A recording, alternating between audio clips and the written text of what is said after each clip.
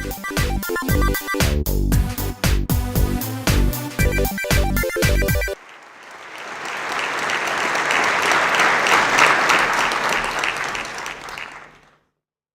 am really humbled by the recognition, but most especially by the work that you all are doing.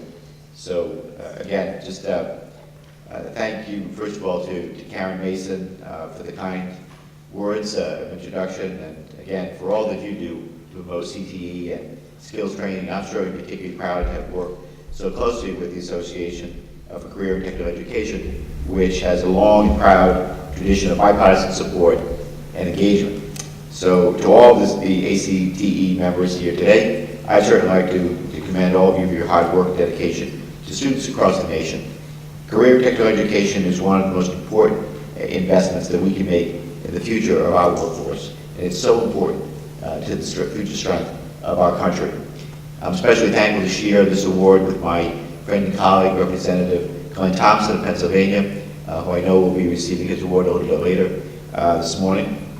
But GT has been certainly a wonderful ally, a great friend in the fight to promote and support CTE here in Congress. And I certainly look forward to continuing our work as co-chair of the Career and Technical Education Caucus together into the 113th Congress and beyond.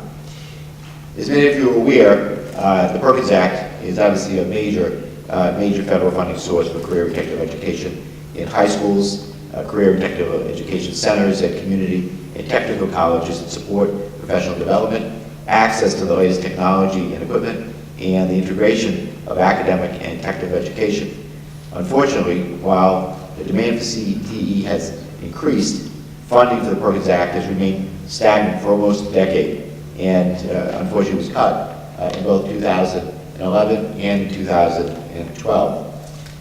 As part of our joint efforts, Mr. Thompson and I are working to fully fund the programs authorized by the College Perkins Act, and will be collaborating on many other CTE priorities in this Congress. Last year, along with 67 of our colleagues, we requested that Congress fund the Perkins Act at $1.27 billion, which would restore it to 2010 levels.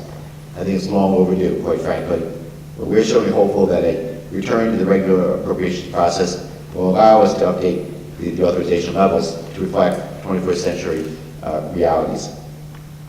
In conversations with people across the country, and particularly here, and particularly in my home state of Rhode Island, I constantly hear right now that businesses are unable to find employees with the skills to match the jobs that are opening.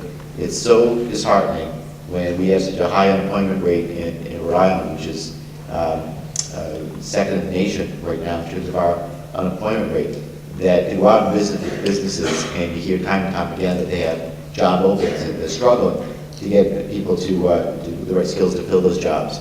We obviously have a lot of work to do to close that skills gap, and that's why I launched the Rhode Island Skilled Economies, or RISE tour as I like to call it, in order to call attention to the need for highly qualified workers and the ways workers can learn necessary skills. And we obviously have some wonderful examples in Rhode Island of partnerships that align the workforce training with the needs of employers, but these programs need to be nurtured and the need to be expanded.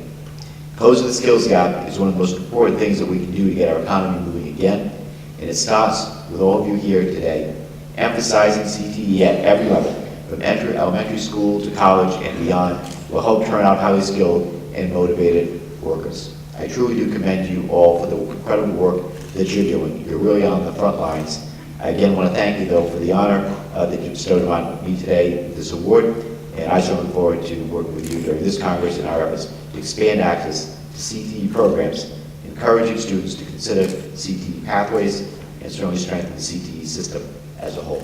Thank you all very much.